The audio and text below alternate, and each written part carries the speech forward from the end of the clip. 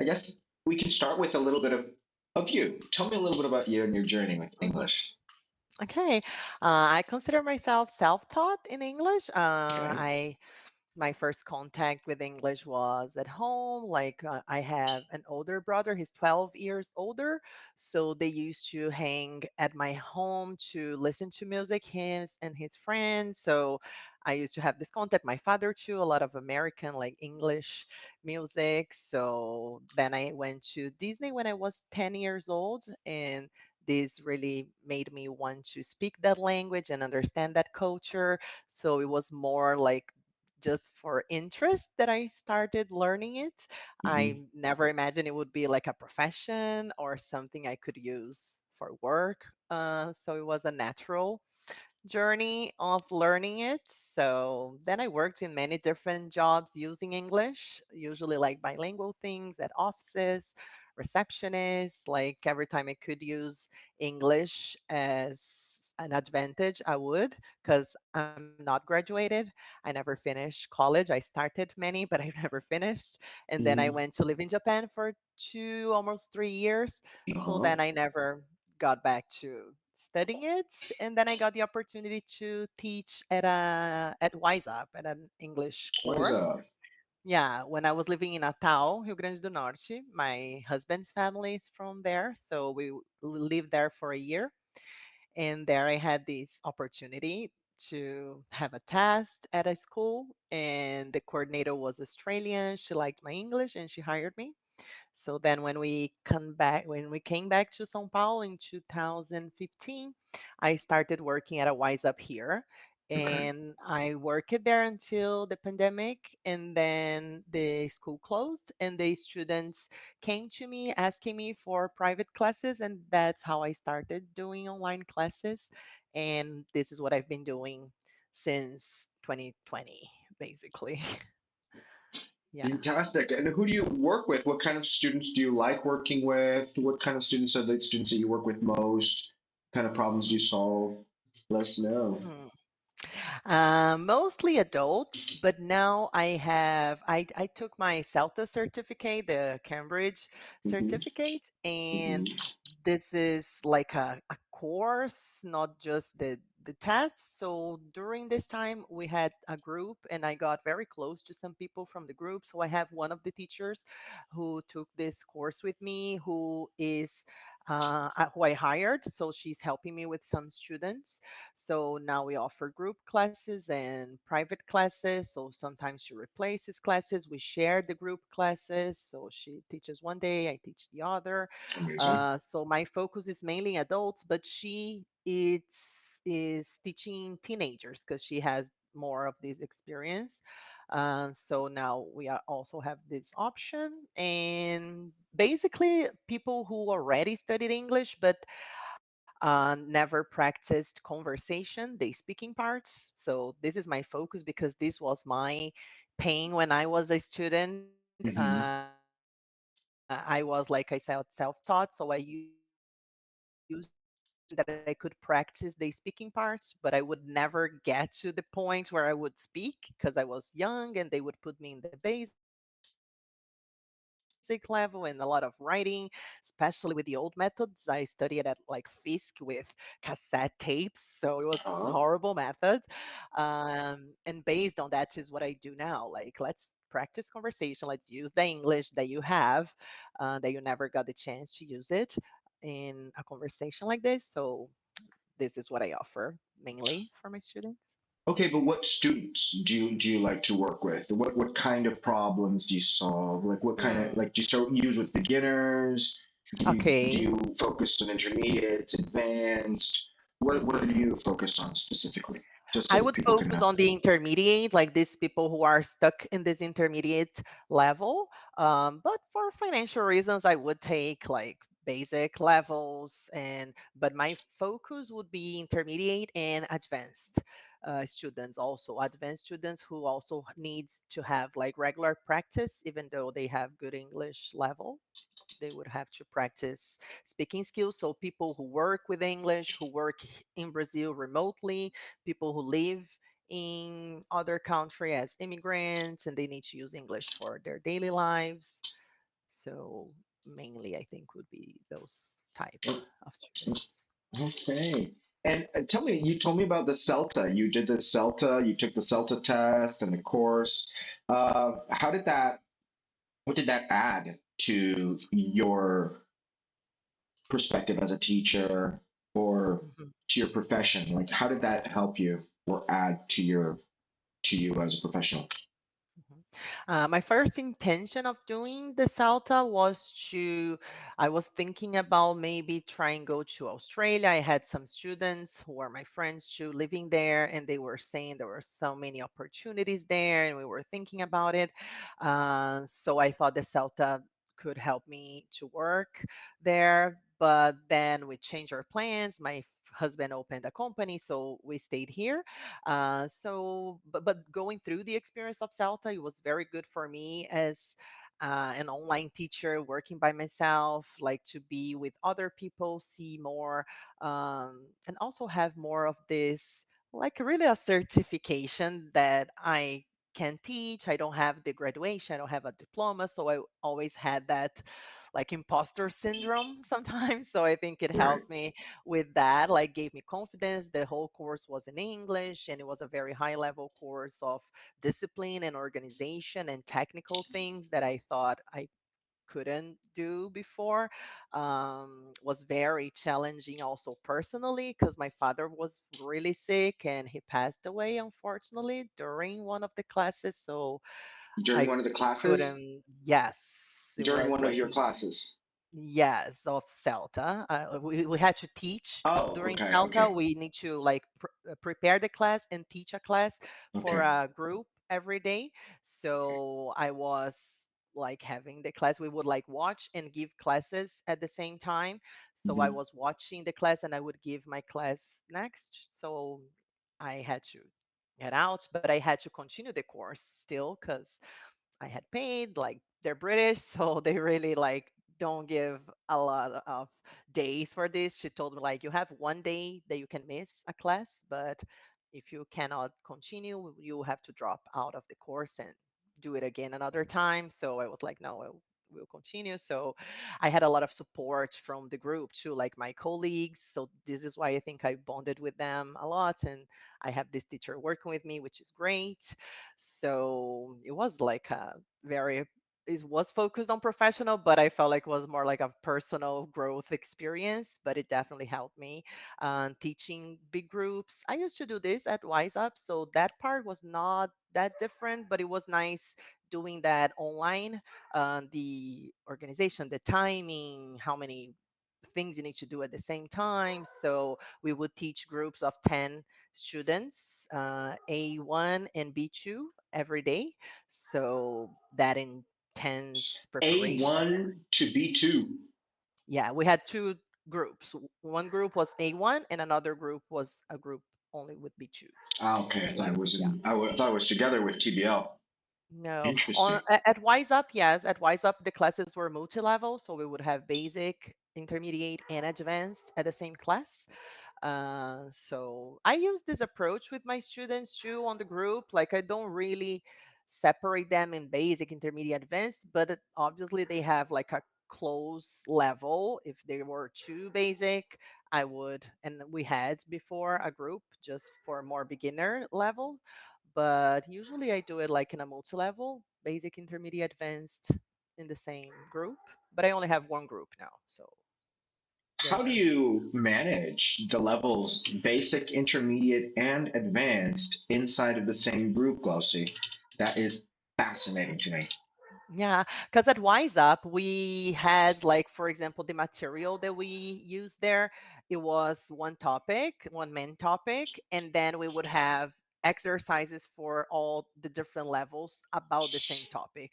So I Ah, okay. was And then you used to separate by do that exercise. thing. Yeah, like, okay, we will talk about this TED talk about health. So the basic ones will try to understand the vocabulary, like the names of the disease or something, and then the intermediate ones will try to understand more why. And then so I'm used to doing this, and I it's a very small group. I have 6 people and I know them, like they come from Wise Up with me, a lot of the, like, think three or four of the students are from WhatsApp, so I really know them. So it's easy for me today to know, like, okay, about this topic, I was this for this one, that for that one. They help each other. So it's kind of easy to manage from my experience doing exactly that from since Wise Up. So I think it's even easier. But we are trying, actually, now that I have Gianna, we are thinking about changing this and starting opening groups more level based, like, so we can work more on grammar and these things. So now I'm thinking about doing some different things to also manage better my time, because now I have, I think, almost 30 students. So it's being hard to manage everyone. Like the WhatsApp situation gets really busy sometimes, and then having new students and the business. So yeah, I'm trying Amazing. to think about other ways to do this. For sure. So I feel so from what I understood, you use different exercises for the same content, and each level student focuses on those exercises specifically. Yeah. Okay. Yeah, Do they, basically. is there any interaction amongst levels, like similar levels?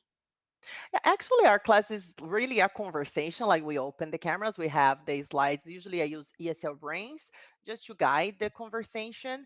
But the focus really is the conversation. So if they start talking about their weekend or they interact with each other a lot, like, what did you say? Like, where is this? Can you send me the Instagram? And they start talking to each other.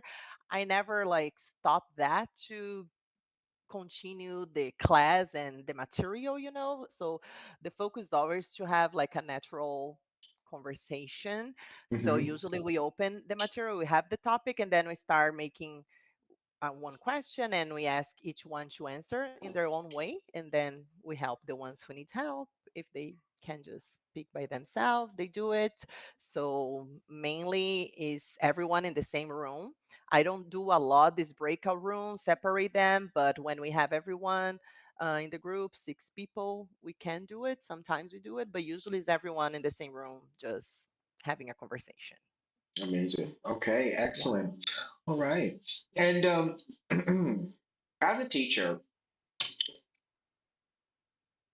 what would you say were your biggest milestones? Like, what were the biggest things that made a difference in your teaching? You said you were self-taught and that Hmm. you only did the Celta course now. Hmm. Um, Honestly, I don't really give a lot of credit to courses for teachers. I feel Hmm. it's more of a institutional Yeah. induction where you're kind Yeah. of inducting a teacher into that culture, into the Hmm. values of the institution, into the values of why they use that methodology, what the motivation Hmm. of that is. And I feel every institution kind of has a different one. Um, Yeah, I and agree. so for you, what were your milestones regarding teaching that Yeah. really helped you level up your teaching regardless of the institution? Okay. Yeah, because that would be it. Like for me, this is why I've never done a graduation before, because to me it was exactly like that. Like it was a piece of paper. Like people say, you should do letras, but I was like, I see a lot of people graduated on that, but they do not speak English. So I don't see how that would help me improve my English, which was my focus. And so for me, I think being hired at the school, like the first opportunity, professional opportunity that I had, especially because she was an Australian person. So not just because she's not Brazilian, but because she was very methodic, and like I felt like she wouldn't just hired anyone. So I felt really like validated when she hired me. She was like, she opened a new spot for me that wasn't available, but she was like, I really like your English. I know you don't know how to explain how you know, and the teaching part, I will teach you. So then she gave me a very intense and professional training. So that was for me, I think, the most important part that really changed the course of everything. Like after that, I really felt like a teacher, and that would be my career. Until then, I was like the person who speaks English at the office, the person like the friend who speaks English, so help me with this, and would be like this very informal thing, but would be my passion. So I would always try to find jobs that I could use English. I never thought I could be a teacher. So that for me was definitely the milestone. Yeah. Fantastic. Yeah, let's go back to Celta. You Okay. talked about the relationship that you developed with the teachers and your moment of your dad passing at that time. Hmm. But what about the Celta? Sorry, I Mm. said Delta, I meant Celta. Yeah. Okay. Sorry. Um, what about the Celta? How did it add to you as a professional, as a teacher? What did it teach you, essentially? Mm. I think about the about following a method like a structured class. The preparation that we did before was so intense and so technical that we had to do it like one day before the class. I used to stay until 2 a.m., 3 a.m. every day doing these preparations for the next day, Hmm. 8 a.m., being there and doing those classes. So it was very important to see how that method of them could help me with my classes. But like you said, it's not something that I would take for my own students to do it exactly as they told. Like I Why? adapt to that because I feel like there are also, as any methodology can be very mm, strict to a specific type of student. Like I don't feel it would fit to everyone, like especially the way that I promote my classes as a conversation class. If I would just Hmm. follow the Celta method, it would be like a regular course. Like you would feel as a student that I am following this pattern. And this is something that I was trying to avoid coming from Wise Up, which probably followed the Celta method. After doing the course, I understood why Wise Up classes were like that. Hmm. But we we tend to go into that thing that the students already know how the class will be. Okay, we have the vocabulary, then she will show a video, and then we'll talk about it. And I feel like that demotivates the students, and so I try to not follow the same specific order every time, and I try to more see what is the need of the student in that class. But I know it's not becoming very possible to do with a lot of students. So it's been good until now, but I'm now at that point where it's hard to keep offering that because I'm trying to have more group classes. And when I offer this very personalized individual experience, it's very hard that they don't want that and they want the group class instead. So I'm in this dilemma now. I think a lot of teachers go through. So I thought the CELTA would be this validation of having group classes, a certification. It really helped me with that, like seeing how to organize a group of 10 people from a more basic level, from a more intermediate level, how to do this technically, and what works, what doesn't. So that for me was the main part. Fantastic. That's so cool. And it's interesting to see how we as teachers, we go through a lot of different contexts of learning and of teaching Hmm. and a lot of Yeah, different phases in it's our true. professional life, right? We Hmm. go through the learning phase where we're getting to know the methodologies, getting to know the classroom, getting familiar with the classroom and comfortable with Yeah. the classroom. And then we start learning the different profiles and the difficulties. I think that's one thing that becomes really clear when you start working. Yeah. You start to Hmm. see the different difficulties that each student goes through. And in a group, it's sometimes not the easiest way or the easiest environment to approach the difficulties of each individual student in an Sure. efficient way. Yeah, and as a teacher, and especially I don't know if it's my kind of teaching that it's very like a mother. I want to do everything for them, want to help them as much as possible. Like it's Yeah. really frustrating on the group. Sometimes I feel like I would like to have more time with this one, but then I just enter another class and I completely forget, and I'm like, oh, I forgot to do that. But yeah, I didn't have time, so yeah, it's becoming a little difficult. And I remember when I worked at the school, my coordinator told me this. Like he said, I understand what you're trying to do, but this will be very hard if you have like 10 groups with 12, 14 students every time. And he would have like some feedbacks like that. So I know it's my weakness that I've been trying to work on. So yeah, it is Yeah. kind of difficult. Yeah, for sure. Having a mother profile, I think that's really Mhm. interesting. Like when it comes to teaching, there are teachers who have a mother profile, others who have kind of like a father profile. And not Yeah. in the conventional way, but in the way that we talk about it when we're talking about Yeah. teaching, right? The Yeah. mother Yeah. profile, just so people know, is kind of the idea where you really want to take people by the hand and kind of Yes. really help Yeah. them, give them everything they need, make sure that they're happy, make sure that they're getting what they want, make sure that they're getting the results that they need, and trying to like protect them from making mistakes or Yeah. like help them really uh, help them.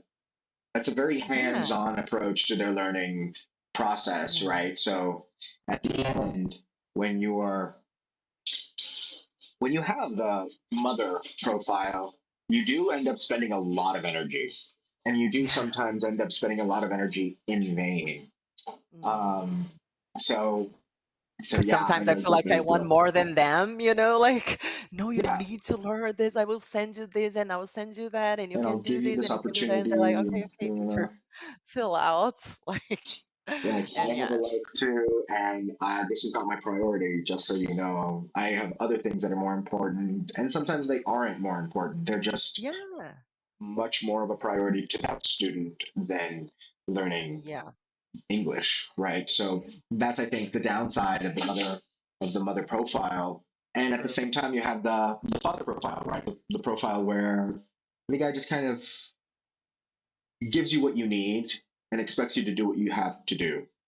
Yeah. And I guess a good balance between the two is a nice way to be. Mm, Like finding the yeah, sweet spot is definitely, yeah, I find the sweet spot between those two yes. profiles is definitely a challenge for a lot of teachers. What is the challenge that you're facing right now in finding that balance? In my case, personally, is more a management thing about the time and being about the rules, being strict about replacement classes, when they Mm, cancel at the last minute or even after the class should start. And I'm always like, no, I will follow the rule. They cannot cancel, like, if they don't tell me 2 hours before. But every time I say, yes, sure, okay, we can do it on Friday. And then my whole Friday is booked today, which should be my free day. So my mother, my husband, they always say, like, isn't Friday your day off? And I say, yes, but I always have classes. So I feel like this happens every week. And if, okay, next Friday, and then I see my Fridays the busiest day of the week. So I'm feeling like I'm doing this a lot. I want to stop it at the same time. I don't have the energy to do it. And then I just say, okay, okay, let's do it. Like, okay, I have time available. So let's just schedule it. And yeah, so today I just realized that because I've never saw a Friday like this. I have like 1 hour of the day free. So, because then I was talking to one student, can we do on Friday? Yes, Friday's free. And then, yes, yes, yes. And then I saw now I have like 8 classes.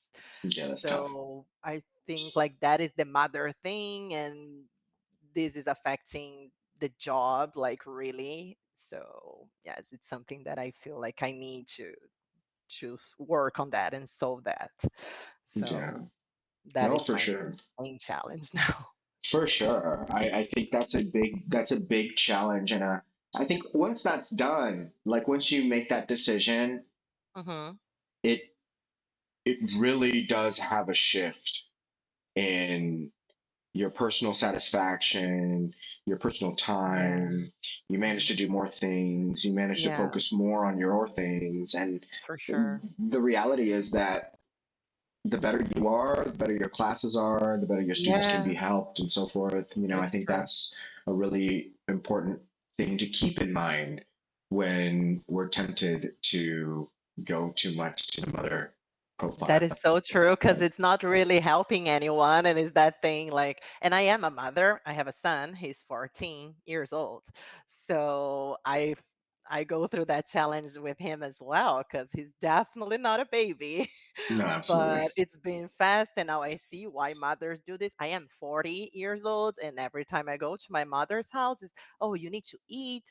You didn't bring a jacket. Do you need a? And I'm like, Mom, please. And now I understand. Like, it's really hard to not do that. So, and now I have this dilemma too. Like, he's a teenager. He's 14. He should be cleaning his bedroom. He should be picking up all the glasses off his bedroom and taking into the kitchen. So I feel like practicing this here too. Like, okay, I need to put a rule and he needs to follow and I cannot back down.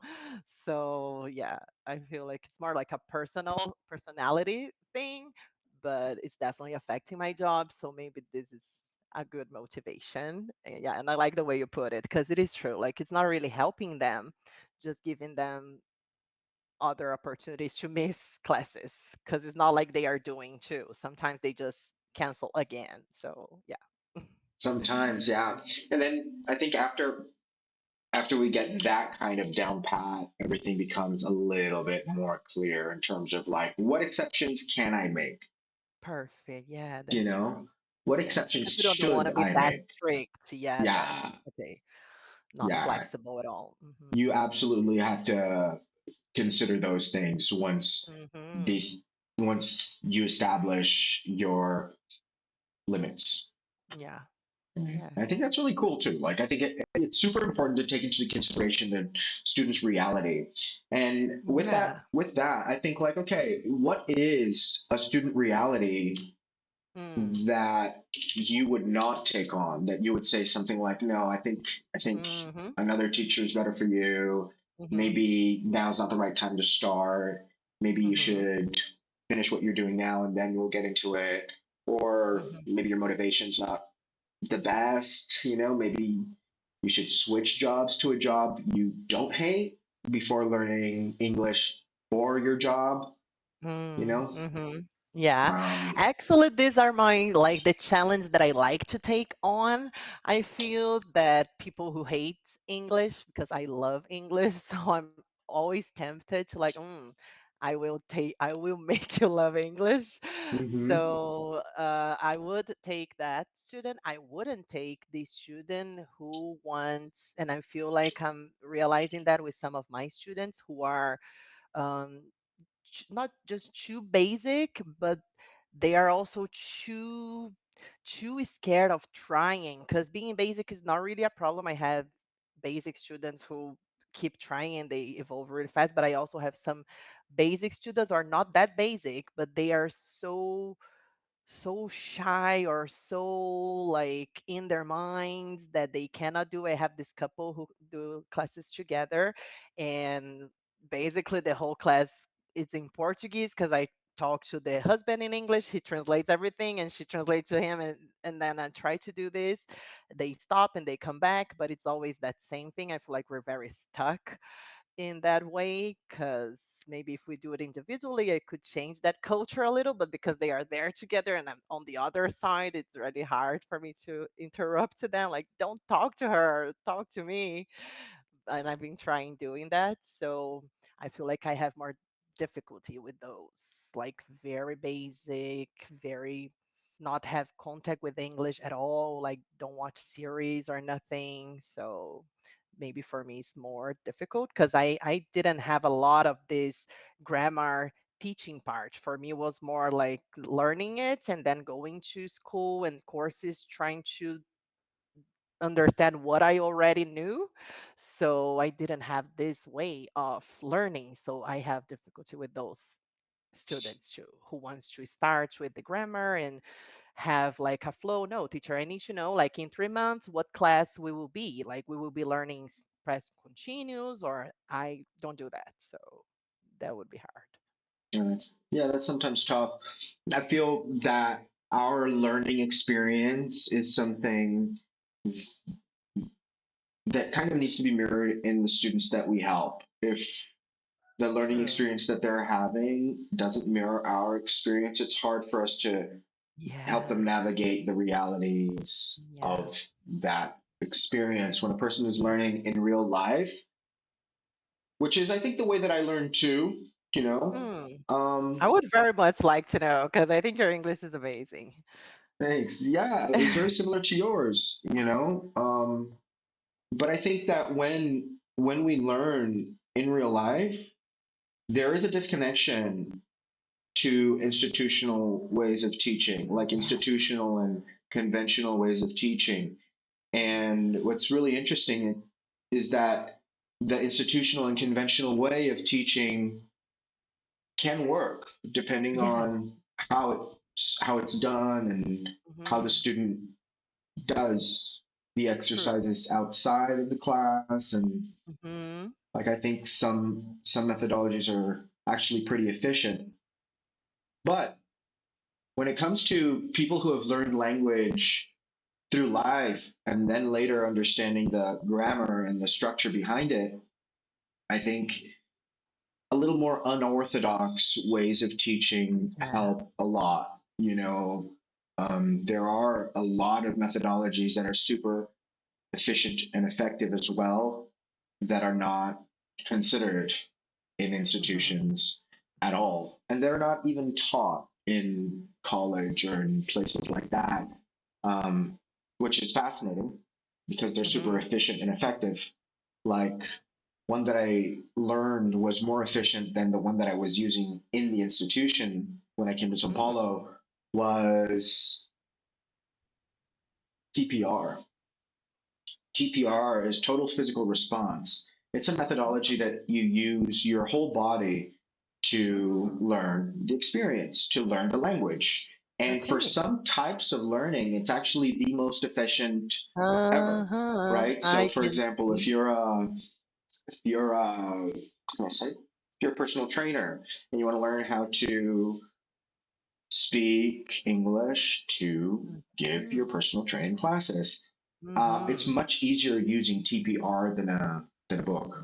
Why? Mm, for Because sure. it's total physical response. Every word, every exercise, every action needs to be understood and executed. And Mm-hmm. when the student understands it and executes it, he immediately closes the feedback loop where he Mm-hmm. listened, now he did, and he did it okay from the Yeah. professor, right? Kind of associating the vocabulary with the reflex, like the physical reflex Well, with the and action, the right? word. So in Yeah. practice, how does it work? Let's say the person wants to take someone through a sequence of exercises. First, they need to know the name of these Yeah. exercises. So, what are we going to Okay. do? We're going to do, um, I don't know, we're going to do, I'm we're going learning to them in do, Portuguese, so I cannot help you. I no, no just problem. We're going to do I'm a learning. squat, right? We're going to Yeah, do a yeah, yeah, I loaded know that one. squat. All right. Amazing. So, we're going to load, we're going to load the machine, Okay. we're going to posture, knees here, back here, hips here, squat. Mm-hmm. Go up, squat.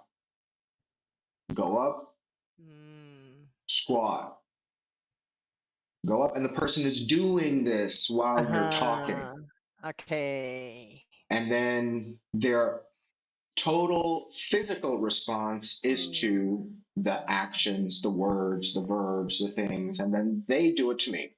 Okay, so now Okay. you load the machine. I load the machine. Okay. Okay, now feet here, hips here, arms here, hands here, Mm-hmm. squat, come up, Okay. squat. Oh, I need to correct something. Hips here, feet here. No, no, Mm-hmm. feet here, right? And then the person starts to associate naturally all of the correction that they need to do, all of the positions that they need to do, or the specific vocabulary through total physical response. Of course, Mm. for children, this is really different. Like you say, like Uh, run, and the person starts running, yeah. and she like throw, and they grab something and they Uh-huh. throw it. Like it's total physical response to what True. you're doing. Okay, Uh-huh. now we're going to be in the kitchen. We're going to cook something. So let's cook the egg. All right, get Mm. the egg, everyone. Everyone gets the egg. So it Okay. really needs a whole other infrastructure for this TPR to True. work, Yeah. but it also works very specifically for specific professions Okay. like personal trainers, Yes, yes. athletes that are going to teach Mm-hmm. others how to do what they do, like Mm-hmm. running or practicing a fight, any type of like combat or fight sports. Okay. So like that's just one example of like another type of methodology that works for people who have learned language in real life that connects much more to real life than the book Hmm. itself, right? Then the student will Yeah. start learning how to do things, and little by little, he starts gaining capacities. And with this competence, he starts to generate confidence. And so he Hmm. starts to know that he can do what he needs to do inside Hmm. of the world that he needs to practice English in. He needs to practice Yeah. English in personal training. He can do it Hmm. now.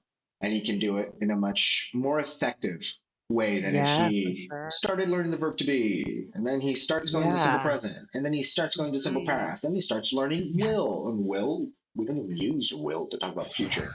So it's like if he takes the traditional method, the traditional approach, I'm not going to say Yeah. method, there are many, but if he takes the traditional approach, he will probably extend his language learning process by like Hmm. a pi fold, right? We don't really know, you know. Hmm. Hmm. So I think if we're teachers that learn language in a specific way, it's really important for us to either realize the reality of a student who's learning it in a different way. And for Yeah. us to do that, we need to put ourselves through the process. Yeah. And if not, it's better to focus on helping students in the way that we've helped ourselves. Hmm. And that Hmm. kind of brings us to the position of like, to the moment of really positioning ourselves like, okay, so I don't do this and I do Hmm. Hmm. this. I Okay. don't Yeah. do the traditional and I do the Hmm. practical, the real, Hmm. Hmm. right? Yeah. So, what do you want, student, as a person who's Yes. starting the language? Do you want to Hmm. learn in the traditional, let's say, kind of um, more conventional approach, Yeah. Uh-huh. or does this make much more sense to you? You know, Okay. Yeah. and this is how it works. So like Yeah, also it is. offering them a clear explanation on how that would work in practice, like Mhm. clearly observing the steps of your class, what you're going to be doing in each Mhm. class, what you're going to be doing in your exercises, what's going to be expected of Mhm. you in when Mhm. you come to the classroom. I think these are things that need Yeah. to definitely be uh, defined really well so that the student knows what to do and what is going to be expected of him. And it just becomes Mhm. really, really clear how he's going to proceed with the classes and his exercises. Yeah, and this whole conversation helped me a lot, especially listening to you now, with that. And I think the podcast talk and everything that I've been thinking about how I'm promoting myself on my social media now is with that idea. Like before, I wanted just to be like this general teacher. I just needed students. I just needed the Uh-huh. money, and I just wanted to work. But now I'm feeling like I'm at this point where I'm like, I don't want to keep dealing with those things that you just made me think now, the challenging students and the things that I feel like I'm not the best teacher for those type of students, but I still have them. So I feel like the next ones, I would like them to be like, I got one this week from Instagram exactly, and it was like, no, it's you. Like I saw some things like mindset type of posts, and then we talk, and she was intermediate, almost advanced student. And I was like, yes, that's it. So I feel like I'm communicating better, but because I am understanding it better too. And working by yourself can be hard when you don't have this back and forth with anyone, especially a professional. So this has been really great. I appreciate it a lot. So thank For you sure. for I that. think these Yeah. conversations are nice to have, right?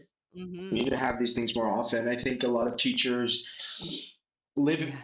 their own private life of For teaching, and yeah. it turns out to be a little bit isolating at some point, Uh-huh. right? Because we're all doing our jobs kind of individually. There is an underlying competition amongst other Yeah. teachers.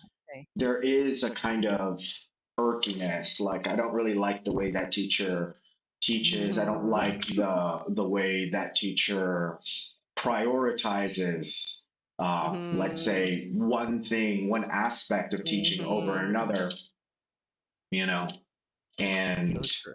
that ends up drifting. teachers apart. Mhm. And the reality is that I think as teachers, we've kind of evolved into a new, I would say, era where teachers are no longer competing for knowledge anymore. You Mhm. know, I think in the past there was this whole competition Yeah. for who was right, what was Yes. better, who Uh-huh. was, you know, Yeah. more certified. And I think Yeah. nowadays this is kind of been debunked. You know, the idea of Mhm. having super big certifications, it doesn't actually help that Yeah. much for you to have a True. certification. Honestly, I Mhm. have a few, and what helped me most was Mm. getting close to the student activity feedback loop. Okay. Every certification comes with you learning how to give a class in a specific methodology, Mhm. learning how to bring a student through a process of beginning, middle, and end of a class. There is Mhm. never really the idea of going from beginner to fluent. Like Mhm. that certification, fascinatingly, does not exist, Yeah. right? At least not available for teachers Yes. in general. It's more of like a institutionalized approval of you as a teacher. It's like, okay, now Mhm. you have this, so according to us, you're a teacher. Yes. Um, and that's very different from actually being a teacher. You can have the Mhm. certification and still not be able to generate Oh, yes. people who speak. You know, and Mhm. that's For actually sure. what happens most of the time inside of conventional Yes. institutions. So that question is something that I think needs to be talked about. Mhm. Um, but I think that's probably something for another podcast. But Yeah. For yeah, sure. I think the thing that I learned a lot with these different courses and different training programs was the relationship between student activity feedback loop. So, what is the student going to be doing in this activity? Why is the Mhm. student going to be doing it? Mm. Right, these two Okay. things, and then Mhm. if if the why is Mhm. real and Mhm. honest and good for the student, Mhm. and the activity is good with a Yeah. technique or approach Yes. that yields a good return in Mhm. a X period of time, Mhm. then it makes sense. Yeah. If the why is not a good why, um, Mhm. then it seems like it doesn't really go anywhere, you know. And Yeah. just to give like Yeah. I guess a practical example of the why and the what, I would say that some institutions they have a focus of to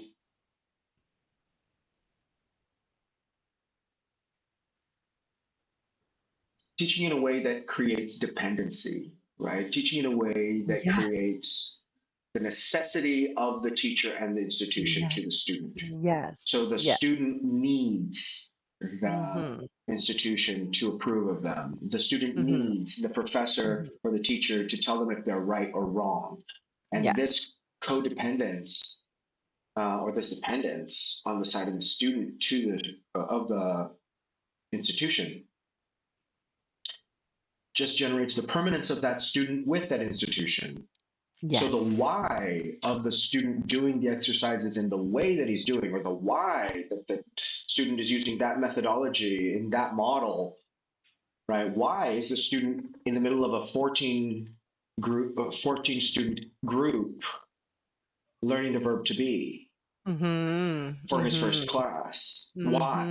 Oh, Mhm. because that's Mhm. what you use for presentations. Like, Yeah. right, Mhm. right. Yes. Yes. How realistic is this presentation? Who does Mhm. this? Who Mhm. comes to someone and says, "Hi, my name is Miguel. I'm 38 years old, and I've been doing this for 28 years, and I'm from Peru." And like, no one does this. Do you know what I Mhm. mean? So Mhm. why are they doing it like Mhm. this? Mhm. Yeah. Because it was designed like this a long time ago and it hasn't changed. That's why. Mhm. Ah, okay. So that's probably not a good why. A Yeah. better why is, why is a student doing this exercise? Why is the student learning presentations like, hi, what's up? I'm Carol. Mhm. Why is the student like, oh, because we do this in real life. That's why. Ah, Yeah. that's a good why. Okay. Yeah. And then that why is also going to define the how, right? The way that the student Yes. learns that. Uh-huh. So, like a conventional way of like, hi, I'm Miguel. Mhm. How are you? I'm Mhm. Glauci. I'm fine, Mhm. thanks. Where are you Mhm. from? I'm from here. I'm from there. I'm from there. So this this learning it in a text with a little listening is a nice Mhm. how. Mhm. But the Yeah. why is so out of line with reality that the how is okay, Mhm. but it's just not aligned with a good why. In the Yes. same way that if we use the same exercises, the same Mhm. exact approach, the same techniques, Mhm. a little text, a little role play, and a little listening for hi, what's up? How's it going? I'm Miguel, right? Inside of the context. Where are Mhm. you? Are you at a nightclub or at school? Is it the first day of Yeah. school? Uh-huh. Where are you Uh-huh. at? Yeah. Right? According to the context, it's going to be a little bit of a different conversation starter. Sure. So learning these things um, has much more applicability, right? So I guess the why and how definitely have a big difference in the in real life. We need to apply what he learns in real life. So Mhm. I think a lot of schools and more conventional methodologies get a little bit lazy to update Mhm. their material. Mhm. Mhm. And I think I don't know, this is all just, of course, speculation, but I think there is a degree of desire for the student to be dependent on the Oh, institution yeah. so that For they sure. don't become Oh, independent, which yeah. is Yes. completely contradictory to the motivation Yes. of teaching student. It You want to is. teach them to become independent. You don't want Oh, to teach them yes. to become dependent. Yeah. C1, C2 levels are defined by their Yes. independence. Yes. B2, B1 is where the independence begins. Mhm. A1, A2 is where you're still dependent because of the little that you know. It's Okay. not because of the institution Yes. being your daddy or being the fucking No. person that's actually going to help you go Yeah. through all of the difficulties that you're going through. You know what I mean? For sure. Yeah. So, so And I yeah. can totally relate to that because at Wise Up, what I realized, I felt that as a student, that they would do that. Like would just want to keep me at the course for the longest time, like not using what I really knew. And I felt that as a teacher, that I was doing that to the students, not really teaching them, not really making them any independent. Actually, at Wise Up, we had another level after C2. We had the conversation level, and I had students arriving at that level without like zero conversation skills, and I taught them until that point. So I was like, such a failure. Like I would feel if I knew like this would be my responsibility. But I know it's not my methodology, it's not my material, it's my class, it's my students. So I would try to do things, and this is how I feel today, that I can do the things that I would do at the school that would in better the system, the methodology that students would actually learn. And I do a lot of that real life connection. Like I say to my students, the real reason I learned English was because I wanted, like, I have this very strong why. So I always ask them, my first meeting with them is like, why do you need English for? So this will be our goal. Like, let's keep this why on our minds when we are studying it. So yes, I teach them, like, I will not teach you verb to be, I will teach you how to introduce yourself, and you will use verb to be for that. So let's introduce ourselves. You need to introduce yourself more formally or more informally, and we'll talk about routine. So I will be analyzing your simple present, but you'll be talking about your routine because this is what we use it for. So, yes, this is a lot of what I apply with my students, everything you just said. So, yes, I totally Yeah. agree. Yeah, I think there are other areas of life where we naturally use specific structure and it becomes Mhm. relevant because it becomes naturally useful. Like Yeah, I think the verb to be makes much more sense when you're describing things and yeah, when you're talking about what you're doing or what you're going to do, yeah, things like that. You're naturally using the verb to be yes, inside of a structure that's helping you talk about your reality, yeah. what you're going to do. What are you doing next Mhm, week? Right? mhm. What's Phileno like? He's like this, he's that, he's Yeah, the other. I got the impression he was, right? Like you're using it practically yes, and not yeah, generically and in a yeah. forced way when you say, like, oh, Mhm. I'm Phileno and I'm 38 years old and I'm from Yeah. Peru and I'm this and I'm that. And he's Phileno and he's 65 years old and he's from Bolivia and he's Yeah. and he, like that you learn, but when you go to see it in real life, you're like, okay, this is not what we learned.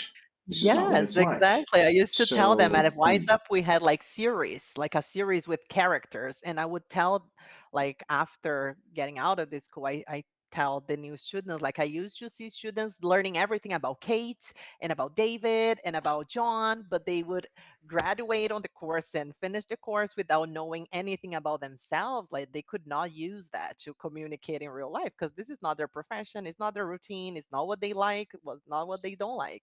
So usually it's actually what I say to students on my first class about that. Like we will talk about you. And a lot of students say my class is like therapy because I ask a lot about them. And I feel like they never had the opportunity to actually talk about them in English. So this is why they say this. So yeah, yeah. it makes much more sense. All right. Excellent. All right. Glauci, I think we're getting to the end right now. We don't have Okay. a lot more time, but it would be Sure. wonderful to talk to you again at some point in the future. I Yes. talk more about the student journey. There are a lot of things that I like to talk about in these conversations, Great. mostly focused on learning and teaching, Mm-hmm. specific techniques, specific methodologies, different Mm-hmm. experiences that are specific and clear about students. Today we Mm-hmm. talked a lot about your experience, right? A lot Okay. about Yeah. True. right about the teachers that help you level up, Mm-hmm. we talked about graduating in Celta, what students you like working with, what has Celta added to you as a teacher, how you manage mixed levels groups. Right? We talked about your milestones, what helped you Mm-hmm. level up professionally, right? What did Celta teach you essentially? We talked about student method, profile, incompatibility. Right? They have different profiles regarding Yeah. the Okay. methodology. Talked a little bit about people who hate English. Mm-hmm. Uh, Very briefly, that's something that's interesting to talk about in the future, right? Okay. Motivation and your relationship with the language. Right? Yes. We also talked about the why and the how of teaching, right? Why students are learning in that way and how they go about it influences the Mhm. how they apply it in real life. And right now, we just finished talking about the relatability of the content of the class versus the content in real life as well. And I think there's a lot of other things that we can talk about. Mhm. So let's set up another time for us to talk about that. Cool. Sure. I would love to. Yeah. All right, Glauci, why don't you tell people where they can find you and yeah, where they can see more about your classes, more about your content. Let them know. Okay, so I have my Instagram. So basically right now there is where you find me. So at teacher underline Glauci, my name. And I'll be launching a website soon. I'm developing it, but for now it's my Instagram and there you find my WhatsApp also. Amazing. All right, Yeah. Glauci, thank you so much for coming. Thank It's a really you nice so much. conversation, and I'll Yeah. see you in the next one for sure. All Okay? right. Thank you. Thank you so much for your time. Have a great day. I love the experience. Thank You you so much. too. Big kids. Bye Thank bye. you. Bye bye.